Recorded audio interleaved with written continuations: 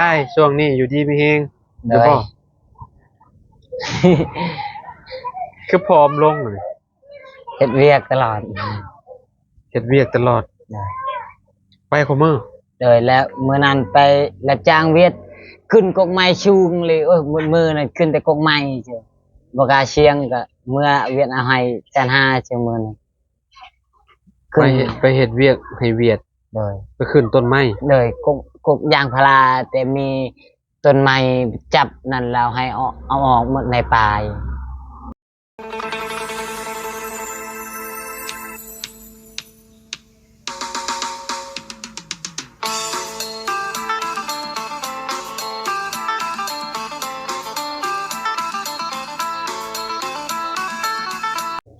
กราบสบายดี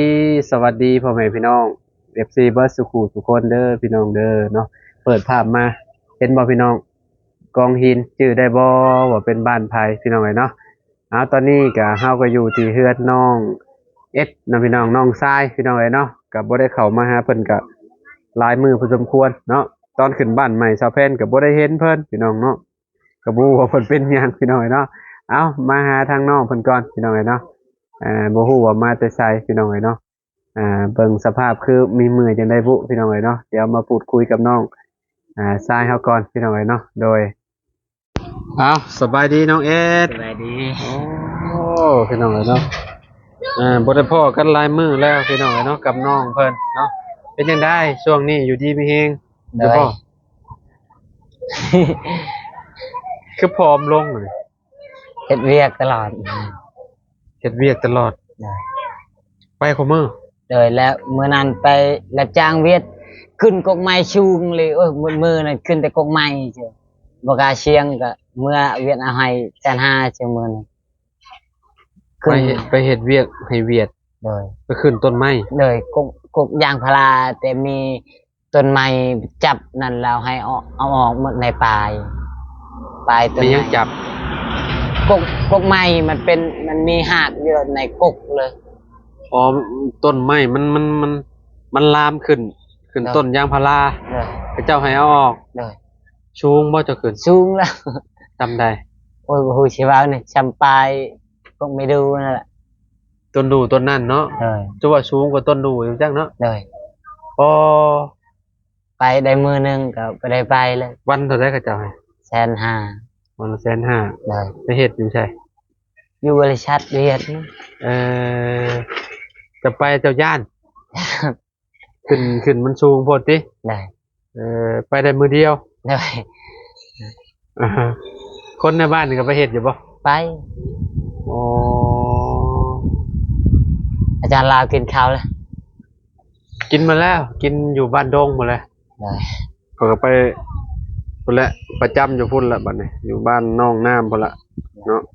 ได้มีโอกาสก็เลยแวะมาหาน้องเอสเพิ่นก่อนเนาะมาช่วงค่ำๆนิดนึงพี่น้องเนาะเพราะว่าถ้ามาในช่วงเช้าก็สิบ่เห็นน้องเพิ่นดอกเพราะว่าน้องเพิ่นไปเฮ็ดเวียกเฮ็ดงานตลอดเนาะช่วงนี้ก็ปลูกมันบ่เดี๋ยวมื้อวันศุกร์นี่ปลูกมันเฮ็ดไปคุมื้อนี่เฮ็ดหยังมันจ้ะขุดคุมมันต้นอ๋อเฮ็ดแบบเป็นควายตูนเหรอบ่เลยแล้วเรียบร้อยแล้วเฮ็ดควายตูนเลยมีแต่ไปลงมือปลูกแล้วบัดนี้เนาะมื้ออื่นไปตัดกกมันซอยเขาเจ้าเอาแฮงตัดกกมันจะไปอีกยังบ่แล้วบ่เลยกำลังนั้นเอาแฮงคันขุดผู้เดียวก็บ่แพ้ไปเอาแฮงช่วยเพิ่นก่อนมาแล้วเพิ่นแล้วเพิ่นมาช่วยเจ้าเลยอ๋อแต่พอช่วงนี้แบบหุ่นดีเกินคาดเนาะตัวนี้เนาะหุ่นดีแฮงกว่านี้พี่น้องเนาะกินข้าวบ่แซ่บบ่เลยนะใดแซ่บอยู่แต่ว่าเฮาเฮ็ดเวียกของมื้อเนาะได้คือแบบหรือว่าเฮาบ่ได้พ้อกันหลายมื้อบ่หรือว่าจังได๋เฮาตื่นกันบ่พี่น้องเพิ่นก็พร้อมลงมาจัก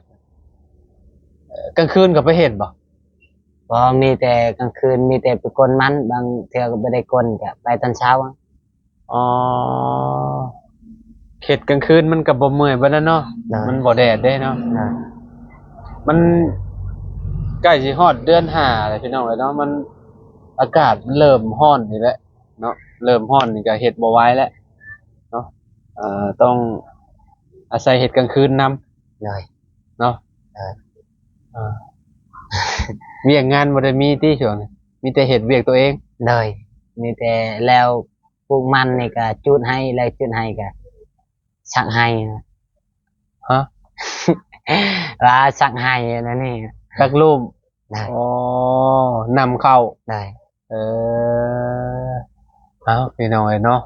เบิดเวียกตัวนี้แล้วก็เวียกใหม่อีกเนาะ หมดดำนาแล้วก็คิดยาง กินย่างอีก ได้ วนเวียนแบบนี้มาเนาะ ได้ เออเอาละดีกว่าบ่มีเวียกมีงานเฮ็ด ได้ เนาะเฮ็ดไปเรื่อยๆแหละเอากันนี่แหละแวะเวียนมาหาน้องเพิ่นเรื่อยๆพี่น้องเนาะก็แบบประมาณอาทิตย์หนึงหรือว่า2อาทิตย์จังมาแวะหากันเนาะเมื่อรอบก่อนบ่ได้แวะมาหาเนาะ ได้ บ่ได้แวะมาหาน้องเอสเนาะว่าอยากได้ต้นกล้วยอันยังต้นกล้วยที่เจ้าว่าต้นกล้วยยังต้นกล้วยดำบ่ ได้ มันเป็นแบบไรต้นกล้วยดำ แบบมันดำแบบคือเขากำนั่นแหละเป็นชีมัน กบมันก็ดำมากมันก็ดำเลย บ่ แต่ช้ำนี่แหละ สำแคนนี่บ่ ได้ มันสิแตกต่างกับกล้วยบ้านอยู่บ่กล้วยที่ปลูกแบบกล้วยมีกล้วยน้ำว้ากล้วยอีหยังพี่น้องหลายๆกล้วยครับบ่จักสายพันธุ์มันหั่นน่ะแต่ว่าสายพันธุ์ตัวนี้กินมันเป็นแบบใดหวานบ่ หวาน หอม เลยแต่มากมันใหญ่นี่แบบดินบ่งามมันก็เลยน้อย อ๋อ ก็มันใหญ่ช้ำแข็งนี่มาก บ่กล้วยช่าง เลยประมาณนั้นมันเป็นชีดำนี่แหละมาก ก็คือเครือหนึ่งมันมีจักหวี ลาย บ่ ลายประมาณ12 วีพุ่นละ ใช่ว่าหมากมันใหญ่สำแขน มันใหญ่แหละมันงามเลย อืม มัน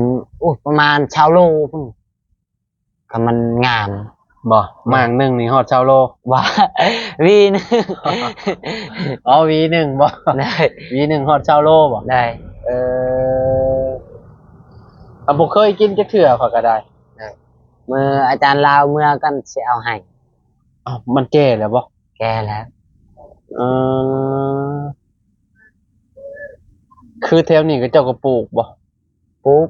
แบบบ่มีลายหนอมันมีแต่น้อยเดียว ก็คือหน่อหนึ่งต้นหนึ่งมีหน่อหนึ่งบ่เลยนั่นใด บ่มันมีชีฮัดฮานอ สิหาหน่อบ่ เลยมันไม่ได้ลายคือแบบกล้วยเฮาปลูก อ๋อกล้วยนี่คือกล้วยแบบมันนั่นเนาะ เลย ก็เจ้าบ่ค่อยนิยมปลูกปานใดกล้วย เลย เนาะเพราะว่ามันบ่ได้ราคานะข้อยบ่นำมา เลยมีแต่กินเอา มีแต่ปลูกกินเนาะ เลย ถ้ากล้วยแบบนั้นก็เจ้าสิแบบมันแก่ออกมาขาย เลย ขายเป็นกิโลพี่น้องเนาะขายให้เวียดก็เจ้าก็เอาไปเฮ็ดขนมหั่นน่ะเนาะบางทีอาจสิส่งไปฝั่งไทยก็เป็นไปได้พี่น้องเนาะเพราะว่าเขตนี้เพิ่นปลูกกล้วยหลายซุมเจ้าบ่ได้ขายบ่มะกล้วย บ่ มันจะปลูกขายปลูกไว้แต่กินเนี่ยบ่ เลย เออพอได้กินน่ะแหล้วเนาะ เลยมีแต่ปลูกมันนั่นแหละ เน้นปลูกมันหลายกว่าเนาะ เลย ปลูกได้จักสวนแหละอันน่ะมันนี่หรือว่า ยัง ยังบ่ได้จักสวนเลย เลยวันชุกร์นี่แหละว่าสิปลูก ของพ่อจะได้สักปลูกแล้วบ่ ปงมาแล้ว โป่งมาแล้ว เลย โอ้บ่ได้ง้อพ้นจักดีนี่เนาะ เลย ปลูกมันก็โป่งออกมาโลดมันก็บ่ได้ได้เนาะ เลย คือเขตจุมาคือแบบ มันเป็นดินห้อนแห้งบ่อยู่เขตเฮาต้องรอให้ฝนตกก่อนจะปลูกได้ แต่ว่าเขตนี่บ่ต้องรอหั่นน่ะ เลย คือแบบปักลงดินแล้วก็ประมาณอาทิตย์2อาทิตย์ก็เห็นโป่งยอดมาแล้วพี่น้องเนาะบ่ค่อยตายปานใดเนาะ เลย เขตเป็นเจ้าเนาะเวลาปลูกมันก็ขึ้นมาแล้วคันว่าปลูกยามเดือน6มันก็สิเป็นจังไดมันสิงามอยู่ มันแห้งงาม คือบ่รอปลูกตอนนั้นจ้ะ ย่านว่าคันปลูกเดือนหกแบบมันเวลาแบบให้ชิกลยามนี่ยามมันหมากน้อย อ๋อยันหัวมันน้อย เลย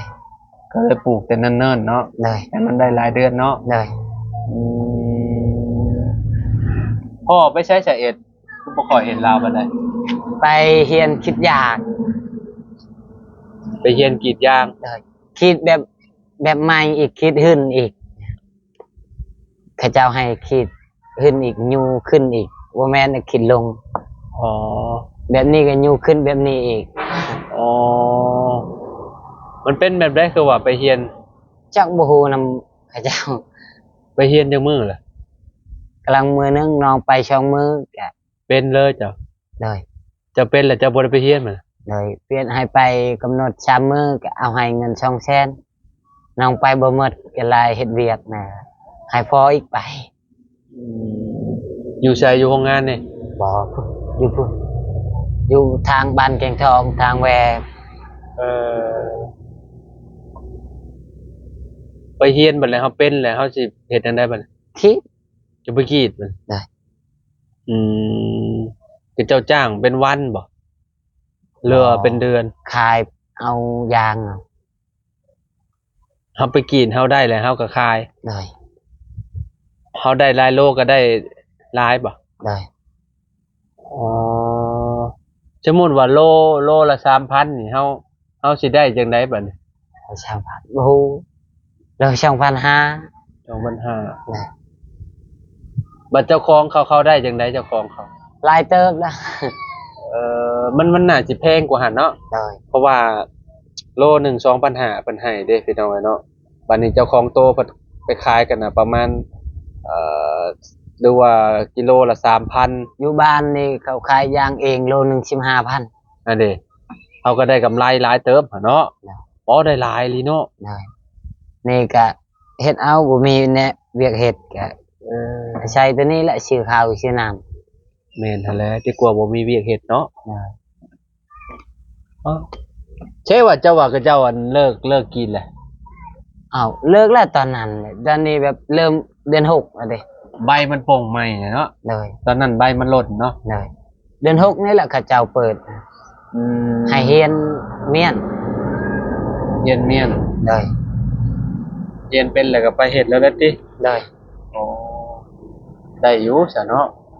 มีเวียกเฮ็ดตลอดได้อยู่แถวบ้านเพิ่นพี่น้องเนาะ เลย แต่ว่าเอาก็มีอาชีพเสริมว่าซั่นจ้ะหลังจากที่เกี่ยวข้าวให้แล้วเนาะ เลย เฮ็ดเวียกเฮ็ดงานแล้วแบบนี้เฮาก็ลงมือมารับจ้างบ่ได้อยู่บ่ได้เซาเราก็ได้พี่น้อง เล เนาะ ย ช่วงนี้ก็มีเมื่อยแหน่แหละเนาะ เลย เมียก็ไปนำผู้มื้อบ่ ไป แม่เอาน้องอุ้มบุญ บ่ เลย ใครจะดอกเราบ่ได้งอแงเนาะ เลย เราอันอยู่นำยายอยู่นำย่าพี่น้องเนาะอยู่นำยายแล้วเนาะอ๋อย่าและพี่น้องเนาะเพราะว่าพ่อน้องแก๊สพูดจะว่าปู่กับย่าเนาะอันนี้เป็นยายกับตาพี่น้องเนาะลูกของน้องเอสเนาะเนาะเว้าผิดบ่บาดนี่โอ้โมเมนต์ติเนาะ ก็ต้องห้องปู่กับย่าแล้วเนาะ เลย อันพ่อจะเนาะ เลย ปู่ต้องห้องอันพ่อน้องแก๊สกับแม่น้องแก๊สพูนตากับยายเนาะ เลย ผิดพี่น้องเนาะขอโทษขออภัยเด้อพี่น้องเด้อเนาะมื้อนั้นเป็นหยังคือบ่ได้ไปอันผูกแขนให้น้องแพน เมื่อยอันนั้นกลมันเข้าเจ้า เมื่อย เลยเมื่อยกลมันเข้าเจ้า ก็เลยบ่ได้ไป เลยอยากนอนหอด1 โมง 1 โมงเลยบ่จะไปคนมา เลยก็เลยบ่ไปเข้าเจ้าบอกก็ให้เมียนั้นไปซอยลาวก็ลาวเมื่อ เมียจะไปบ่ ได้ ตอนเช้าบ่ ไปตอนเช้าตอนอาจารย์ลาวยังบ่มา อืม ลาวก็ เมียจะไปเนาะ ได้ ไปช่วยเวียกเนาะ ได้ เออไปเฮ็ดอยู่เฮ็ดกินว่าซั่นซะ ได้ อ่า ประมาณตี 1เนาะกลับมาเนาะ ได้ FC เพิ่นคอมเมนต์มานะ เพราะว่าเพิ่นบ่เห็นน้องเอสว่าซั่นเนาะบ่เห็นน้องเอสมาผูกแขนอันน่ะน้องแพนว่าซั่นพี่น้องเนาะคือมื้อนั้นก็คือแบบน้องเพิ่นไปไปเวียกมาเลิกตี 1ตี 2ว่าซั่น ไปกลมัน คือกลมันเนาะแต่ว่าเมียก็ไปหั่นนะพี่น้องแก๊สเพิ่นก็ไปหั่นแหละเพิ่นไปซอยเวียกแล้วกันเฮามาแล้วก็ เราไปดองอีก ไปดองบ่ ได้ อ๋อ ไปดองอยู่บ้านฮอลอานี่เด้ ไปซอยเวียกพุ่นบ่ เลย ก็เลยไปเฮ็ดปุ๊บแล้วก็ไปเฮ็ดนั่นเฮ็ดนี่แล้วก็มาเนาะ ได้ แ แต่ก็บ่ได้เห็นเพิ่นมื้อนั้นพี่น้องนะบ่ได้เห็นน้องแก๊สแต่ก็เพิ่นมาแล้วเพิ่นก็ไปงานดองเพิ่นต่อเนาะ เลย อ๋อเอาก็สิประมาณนี้เนาะโอ้จำพ่อจำบ่เห็นเจ้ามื้อนั้น เมื่อยกนมันก็ เมื่อยแฮง ไปเลย นอนซ้ำ เลย เออ แม่น้องแพนบอกอยู่ก็เลยช่วยลาว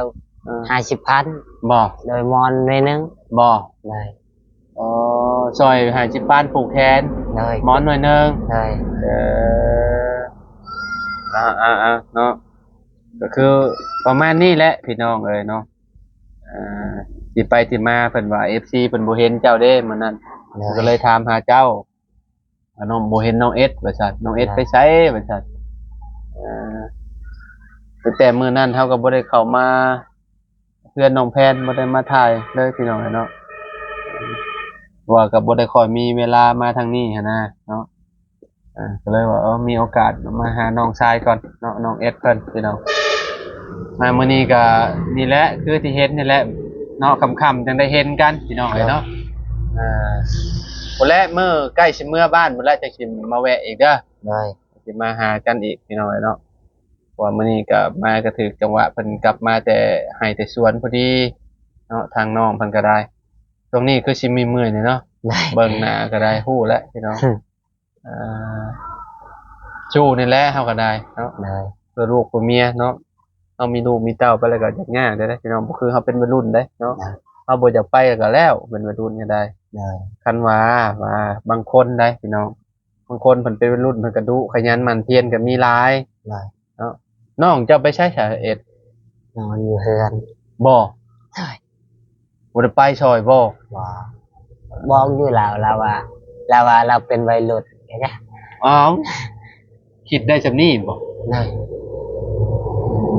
แล้วว่าเราเป็นวัยรุ่นเราบ่ไปก็ได้บ่ เลย โอ้ยเนาะวัยรุ่นแหละเฮ็ดหยังสร้างเนื้อสร้างตัวเนาะ เลยน้อง หาเงินหาคำ น้องบอกให้เราไปแท้ห้องงานน้ำดื่มนั่นเราบ่อยากไป บัดมีเงินมันจังสิบ่ยากพ่อแม่ เลย บัดเฮาจะได้ลูกได้เมีย เลย หาไว้แต่ตอนยังน้อยนี่ดีแล้ว เลยบอกให้ จะ เรา ว่า ไป บ่ เราบ่อยากไป แต่ว่าบ่เอ็ด เลย อืมโอ้ว่าเป็นวัยรุ่นติ เลย เอ ในเฮือนนี่ในห้องนี่แหละ อ๋อเนาะคนเฮาก็ต้องสร้างไว้แต่ตอนยังมีเหือมีแฮงนี่แหละพี่น้อยเนาะอ่า เมื่อบอกเราก็อย่า อืม บอกก็มีแต่เราอยากหายอย่าเราอยากเฮ็ดหยังไง พุ่นแหละเนาะ เลย บัดเฒ่ามาพุ่นแหละสิฮู้เนาะ เลยถ้าเราเอาเมียนั่นเราฮู้เราคิดในใจบอกเราก็มีแต่เราอยากหาย อืม อย่า เฮาก็บอกได้แต่สำนั้นแหล้วเนาะ เลย คนเฮาถ้าแบบ อยากมีเงินมีคำก็มีแต่เฮ็ดเวียกเฮ็ดงานเท่านั้นแหละเนาะพี่น้องใหญ่แหละเฮาเว้าหยังกันก็คือสิฮู้เรื่องหมดแหละพี่น้องเอ้ยเนาะอนาคตก็ถ้าเบิ่งนํกันนั่นแหละเนาะคันว่าพ่อแม่บอกไปเฮ็ดงานเหตุการณ์ว่ายังบ่อยากไปก็จักแนวสิเว้าแหล้ว เลย คือง่ายก็บอกไปแล้วเนาะพี่น้องเอ้ยเนาะ เมื่อบอก เจ้ายังใครเจ้ายังผู้เห็นเห็นงานอยู่มีลูกมีเมียไปแล้วก็ได้เนาะซอยกันทำมาหากินเด้ โดยน้องคิดว่าคันบ่เฮ็ดไผเช็ดพ่อแม่หมดเท่าแล้ว เอ้าเรื่องจริงแหละนี่ เล นะ ยน้องคิด ต่อไปแล้วเพิ่นเฮงสิเฒ่าลงอันนี้แล้วมีแต่ชุมเจ้าและสิดูแลเพิ่นนะ ให้แม่เอาน้องอุ้มบุญ มีแต่น้องกับเมียไป อืมดีแล้วเจ้าคิดได้ฮะ เลย ถือว่าแบบดีหลายแหละเนาะ เลย พี่น้องเอ้ยเนาะแบบว่าให้แม่เอาลูกให้เนาะซุมเราก็ไปเฮ็ดเวียกเฮ็ดงานบัดนี้เฮ็ดก็เวียกเฮาเฮ็ดหลายเฮาก็ได้หลายเวียกเฮาเองเด้ เลย ปลูกมันอย่างเช่นปลูกมันแบบนี้นะต่อไปเขาก็ ปีนี้น้องว่าสิเฮ็ด3ชวน คุณน่ะ ช่องชวนทั้งพอแล้วปีนี้ อ่า ขุดแล้วแล้ววัน อ่า ชุกร์นี่ปลูกไป อ่า แล้วปลูกกับขุดอีกวันใหม่ เออ ว่าสิ เมาเลยปีนี้ เลยว่ากันได้หลายก็อยากชื่อเขา เออมีอยู่บ่เขาวกินตอนนี้นะ ยังบ่มี บ่ เลยยังหกชอบนะครับ ยังเหลยอยู่หกชอบเนาะ ได้ อืมกินได้หลายมื้ออยู่ติหกชอบก็ได้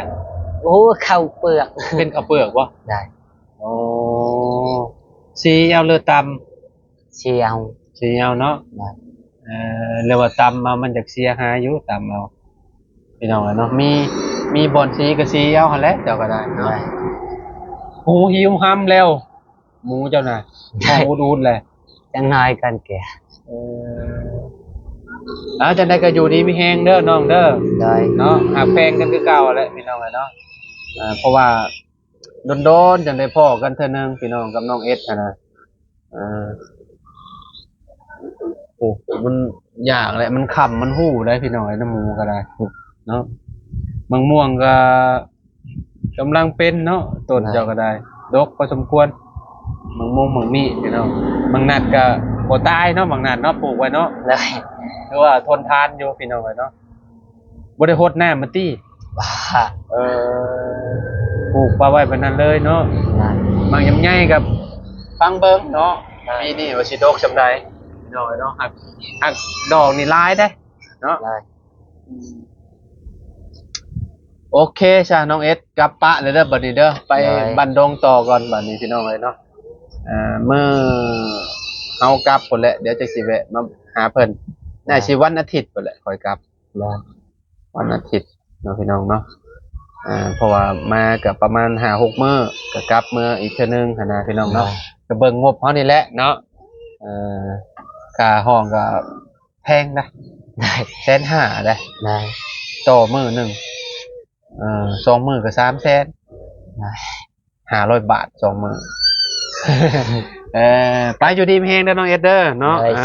ขอบคุณขอบใจละลายเนาะโอเคพี่น้องเนาะตอนนี้ก็พูดคุยเนาะถามไทยน้องเอสเพิ่นพี่น้องช่วงนี้เพิ่นก็เฮ็ดงานหนักเนาะไปขุดขวยตูนปลูกมันพี่น้องเนาะโอ้ถือว่าแบบขยันชุดๆเลยเราก็ได้เนาะประมาณนี้เนาะมาเยี่ยมมายามกันพี่น้อง